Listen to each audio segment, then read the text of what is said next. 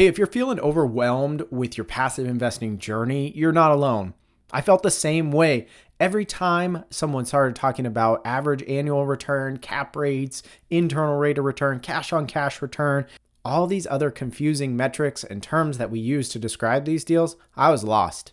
Now, sure, you can do what I did and try and Google these terms and figure it out on your own, but years ago, there wasn't many resources about this.